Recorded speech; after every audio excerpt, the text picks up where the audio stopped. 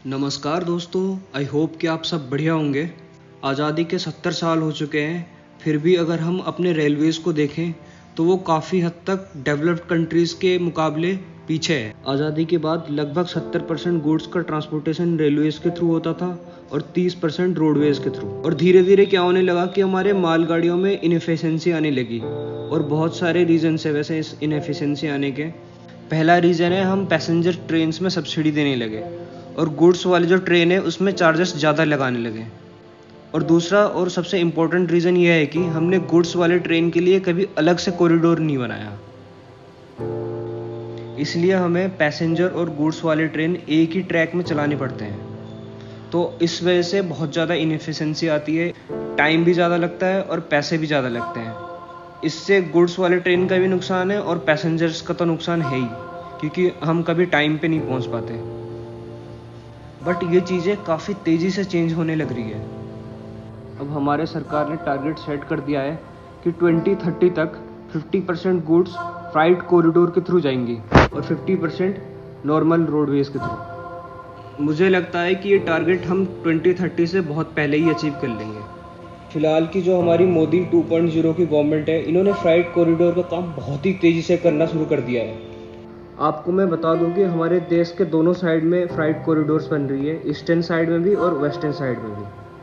और दोनों freight corridors north India से निकल के ईस्टर्न वाले सी पोर्ट्स में और वेस्टर्न वाले सी पोर्ट्स में जाके मिलते हैं। जो हमारा वेस्टर्न डेडिकेटेड फ्राइट कॉरिडोर है वो खुर्जा यूपी से लेके जवाहरलाल नेहरू पोर्ट मुंबई तक है। तो ये पूरा कॉरिडोर आप मैप में भी देख सकते हो। और जो ईस्टर्न डेडिकेटेड फ्राइट कॉरिडोर है वो लुधियाना पंजाब से लेके वेस्ट बंगाल तक है। तो ये भी कॉरिडोर आप मैप में देख सकते हो। तो ये दोनों फ्राइट कॉरिडोर्स हमारे इंडिया के नॉर्थ, ईस्ट और वेस्ट वाले एरियाज़ को आपस में जोड़ देंगी, जो मेरे ख्याल से एक बहुत ही बड़ा अचीवमेंट है। अगर हम अभी के सिचुएशन को देखें तो ईस्टर्न डेडिकेटेड फ्राइट कॉरिडोर में 2 सेक्शन पूरी तरह ऑपरेशनल है। खुर्जा से भापुर, तो ये 351 किलोमीटर का सेक्शन है जो पूरी तरह ऑपरेशनल है और रनिंग स्टेज में है।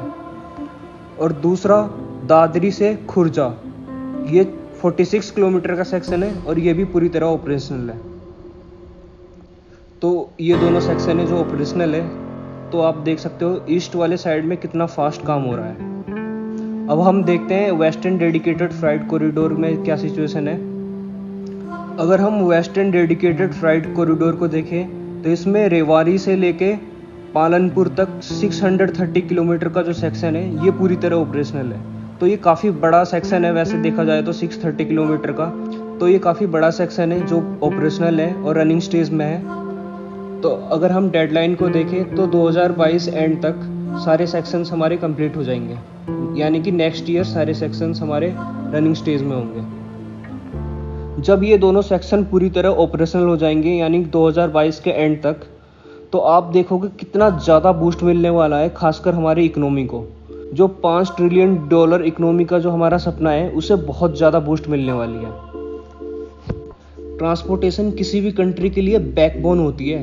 खासकर हम अगर एग्जांपल ले चाइना का, अगर चाइना इतनी ज़्यादा आज सक्सेसफुल है तो उसके पीछे सबसे बड़ा रीज़न उनका रेलवेज़ और रोडवेज़ है, जो बहुत ही ज़्यादा उन्होंने इम्प्रूव कर दिया है। तो जिस तरह से हमारे यहाँ रोडवेज़ और रेलवेज़ का कंस्ट्रक्शन वर्क चल रहा है, इससे देख के तो यही लगता है कि हमारे यहाँ एक्सपोनेंशियल तरीके से ग्रोथ होने वाली है, जिससे कि ट्रांसपोर्टेशन भी हमारी बेहतर होगी, लोगों को रोज़गार भी मिलेगा और टाइम भी कम लगने वाला है। आप देखो काम किस तेज़ी से हो रहा है। ये जो वीडियो आप देख रहे हो ये 4 महीने पहले की है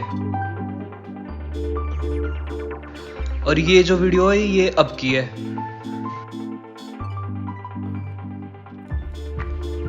तो इस वीडियो में बस इतना ही, मिलते हैं नेक्स्ट वीडियो में। नमस्कार, गुड बाय।